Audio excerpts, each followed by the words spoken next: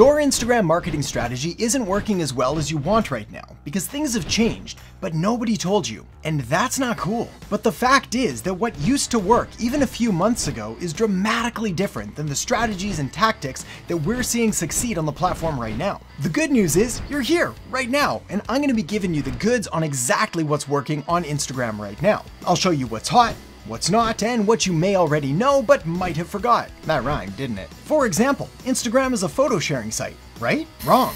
Even the head of Instagram, Adam Mosseri, has come out and said that video, not photos, is what Instagram is now focused on. Today I actually want to talk a bit more about video. And I want to start by saying we're no longer a photo sharing app or a square photo sharing app. Okay, so you can just make a couple videos and upload them to Instagram and you'll do okay, right? Wrong again. Whoa, sorry, that was a little harsh. What I mean is that it's a lot more complicated than that. For example, you can upload videos as a post, as a story, as a reel, or go live. And each of those has its own advantages and disadvantages, but there is one that's pretty much dominating all others right now. Here's the deal. Only a very small percentage of businesses ever manage to figure out the key to Instagram's success and the secrets that'll allow them to reach more people, build a massive audience of loyal fans, or create million-dollar generating campaigns. So here are 10 Instagram marketing strategies for small businesses, so you can better use the platform to connect and convert your ideal customers and clients. Also, a big thank you to $1.80 for sponsoring this video, but more on that later. For now, let's dive right into the tips, starting with tip number 1, optimize your bio. Now I appreciate this sounds like pretty basic information. I mean, optimize your bio? Isn't that kind of marketing 101? And well, yes it is, but common knowledge isn't always common practice. And this is why the very first thing you need to do is take a look at your Instagram bio and make sure that it clearly reflects what you do and who you do it for. I couldn't even begin to tell you the dozens and dozens of different bios that I've been sent over the years by clients and by students where I've gone to them and I've really been confused. I mean, I know these people, and I still can't figure out what they're trying to do with their Instagram bio. This is why one of my biggest rules when it comes to marketing is that you always want to prioritize clarity over creativity. First impressions matter, so make sure that you're making it very clear what you do, who you do it for, and why someone should follow you or stick around for what you've got to offer. Also, never forget to include a CTA, or call to action, which is that link in bio that guides people towards what you want them to do next. Now, one of the most controversial points in that link in bio when it comes to Instagram is should you link them to something like a link tree or a multiple link database, which is essentially just fancy talk for saying a place with a whole bunch of other links. My argument is pretty much always no. Now, there's a number of reasons for this, including direct response marketing principles of always having just one call to action, as well as psychological principles, something known as the paradox of choice, where you give people too many options and they tend to pick none. But if you can focus on just that main entry point into your funnel or into your business, that's probably going to do significantly better than overwhelming people with all kinds of options that may or may not be relevant to them. Tip number 2 is to make sure that you have a brand plan. Now, the way to develop a brand plan for Instagram is to follow the 3 C's of consistency, clarity, and congruence. So let me explain those now. Consistency simply means that you're consistent with your content as well as with your engagement on the platform. So are you regularly posting content, and are you regularly responding to DMs and to messages that you get? We've all seen the websites with the links to social media, and we've clicked on them and we found an abandoned Twitter page from 2015. That ain't good for business. So if you're making the commitment to double down on your Instagram marketing efforts, then make sure that you're carving out the time and the money and the energy to do so appropriately. Next, it's clarity. And again, just like with the bio, this is where you want to be crystal clear about what you do and who you do it for and how you help and what kind of content that you talk about and provide. Also, make sure to take a look at your brand guidelines or your overall style. Is there a consistent theme or aesthetic on your page? Does it look good? And then there's congruence, which is essentially making sure that what you say and what you do and what you post and what you talk about and the value you provide, that it all works together, that it all makes sense. Of course, the best way to do this is to have some set of established brand guidelines. I'm not talking about a fancy 400-page document with all kinds of different graphics and images and logos for your business. Well, if you have one, that's fantastic. Nope, instead I'm talking about just a few simple rules about what kind of colors you'll use, what kind of fonts, what kind of content, what kind of frequency and posting schedule you're going to stick to, and then try to stick to it as closely as possible. All right, tip number 3 is one of the most important and certainly the biggest change that we've seen when it comes to what's actually working on Instagram right now, and that's finding that balance between feed and reels and stories as well as lives. Now, in the good old days of Instagram, well, we basically focused on feed and on stories. So we had our regular posts that we did, and then we had our stories for our short-term content. Those were the good old days. But things have changed. Instagram has released new features, they've removed old features, they've updated other features, and they just keep messing things around. But that's how it's always been, and kind of how it's always gonna be. So if you can't beat them, join them. And here's how to join them. All right, so first up is your feed, and this is the main page, the main post that someone sees when they visit. And the term that I like to use here is real good. So essentially, you've taken some time, you've designed a decent post or a decent carousel, and you're kind of putting your best foot forward. Then you have stories. These are what I call real time because they're used for less produced and more authentic, kind of behind the scenes footage of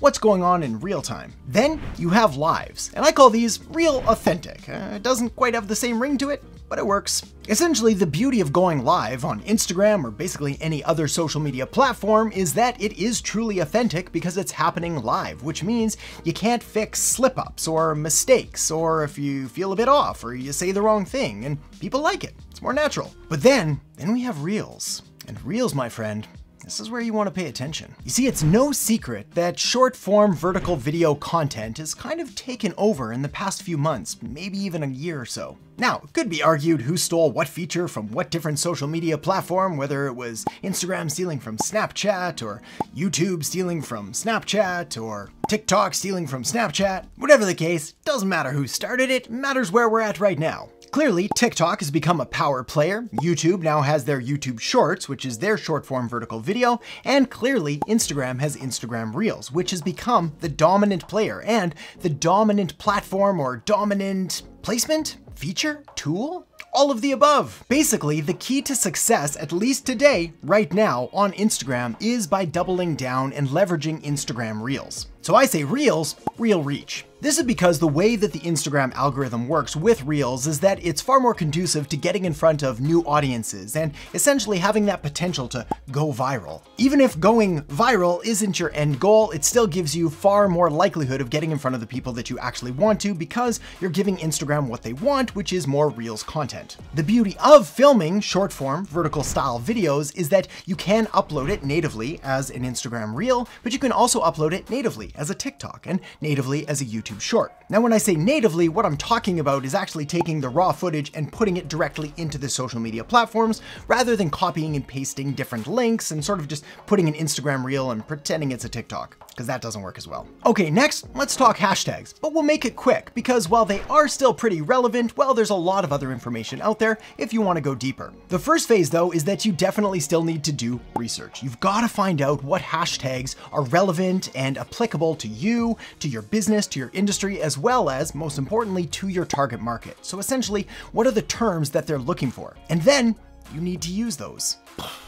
I know, it's not very profound, but like I've said before, common knowledge isn't always common practice. So you've got to make sure that you're applying this and actually using the hashtags that your target market is using and not just the ones that you think might work best. The data's there, you just got to look for it. The flip side of this is that you also want to include variety and essentially test out different kinds of hashtags. So you can tap into different sentiments and different trends as well as different segments of the market. Next, let me give you a little tip about shortcuts and a way to use them to quickly auto-populate all kinds of different hashtags in only a few seconds. All you really need to do here is go into your mobile device or your tablet or even your desktop computer and look for different shortcuts that are available, and then you can pre-write text. So essentially you can copy out your most popular or most common hashtags, give them a bit of a shortcode, and then all you need to do is type a few keys and it auto-populates for you. All right, tip number 5 is to leverage micro-influencer marketing. Now, it's no secret that with the rise of the creator economy and the increased spending and budget allocations toward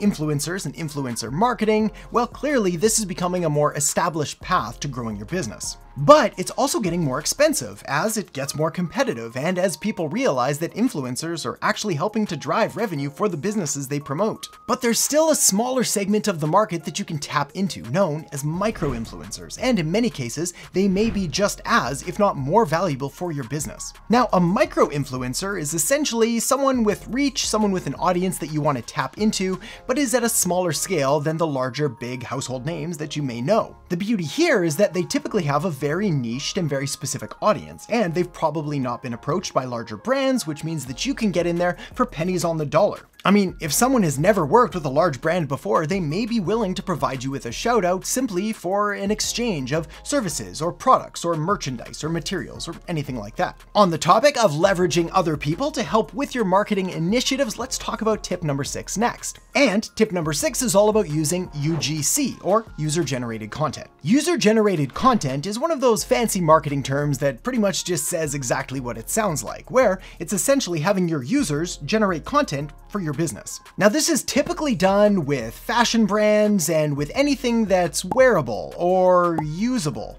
Usable? Yeah, like, let me give you an example. For example, if I owned a watch company, I don't, but if I did, well, what I would do would leverage images and videos and stories of people wearing my watches in interesting situations or interesting locations. Now, ideally, I would tie this to some kind of unique value proposition or unique selling proposition that would actually make my watch ideal for a certain kind of person in a certain kind of market. For example, if I sold, I don't know, like a diving watch for someone that went scuba diving, well, I'd be doing everything I could in my power to get people to take pictures or videos of them scuba diving, and then sending that content to me so I could highlight it and showcase it on my Instagram. A perfect example of this is GoPro, who if you visit their site, you'll find it's full of all kinds of different content that's generated from people using GoPros. Now, I myself have never uploaded a single thing to their platform, but that's because it's mostly just me doing things in the backyard, which is kind of boring. All right, tip number 7 is all about leveraging Instagram DMs, or Instagram direct messages. Now, here's the thing with the Instagram DM.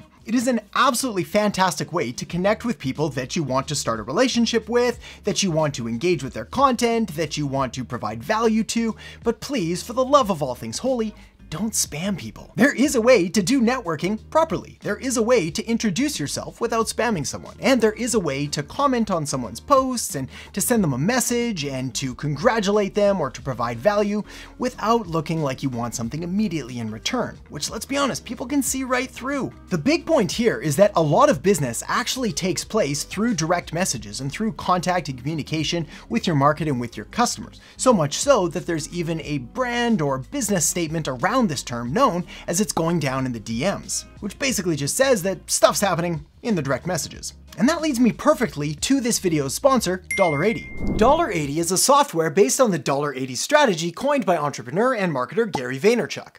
Basically, it's an engagement strategy that encourages users to go onto their Instagram account and leave their 2 cents on 9 posts across 10 relevant hashtags, which equals 90 comments a day.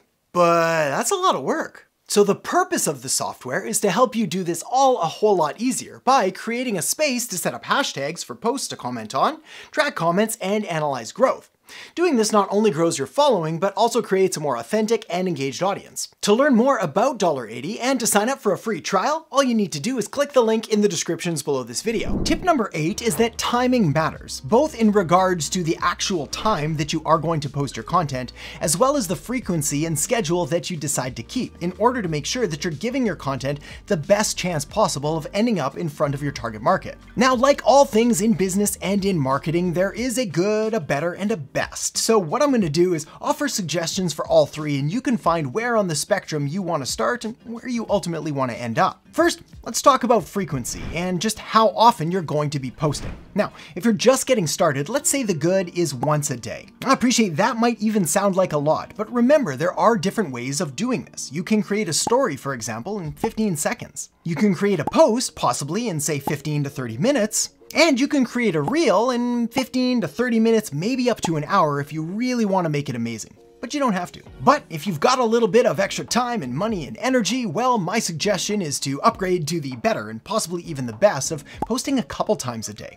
I'm not saying you need to put out 3 reels a day, 2 posts, and 15 stories, but hey, I mean, if you can, probably won't hurt. But a reel a day is a really great place to start. A post every day or 2 is good, and a few stories scattered throughout the day can really go a long way in helping you to build an authentic and engaged audience. Next, let's talk about when the best time to post is. Now, full disclosure, this is going to vary depending on your business and your market and your industry, as well as the time zone and the area that you're located, and most importantly of all, your audience is located. So take all of this as what it is, which is a general guide and a really good place to start, but then make sure to analyze your analytics. kind of redundant. And figure out what works best for you. For most businesses, in most markets, and most industries though, these are good times to post. The first of which is somewhere around 8 a.m. or 9 a.m. Eastern Standard Time. Also, if you're a night owl and your audience is 2 a.m. Eastern Standard Time tends to work well as well. And if you'd like to post 3 times a day, then the third time you can try is 5 p.m. Eastern Standard Time. Now, what you'll probably notice here is that most of these times fall outside of those usual 9 to 5 business working hours. And this is why it's incredibly important to know who your market is and when they're active and present online, so you can post content when they're actually going to engage with it. As for what days of the week, well, Mondays and Thursdays tend to do best and Sunday tends to do worst of all. And as for engagement and for you spending time on the platform, well, the best time to do it is within the first 30 minutes after you post content, which will enable you to respond to any DMs or reply to any comments that you get. A quick tip here though, if you're still struggling to figure out when the best time to post are, is to simply follow your colleagues and your competitors, and then model your posting frequency and schedule and even style after what they're doing. If they're brand new, well, they may not know what they're doing, but if they're established and they've been around for a while, odds are good that they probably have a clue about what works best for them and therefore what might also work best for you. On the topic of your audience though, let's talk about tip number 9 next, which is all about demographic details. So what kind of people are using Instagram? Well, as you probably already know, most people. In fact, the odds are good that you personally use Instagram, you know people that use Instagram, and you know of other people that use Instagram. But we can get more specific. So, 61% of Instagram users fall between the ages of 18 and 31. And depending what statistic you look at, some are showing that most users of Instagram, around 69%, fall under the ages of 35 and under. There's a pretty even split between males and females, although it edges out slightly more towards the female demographic.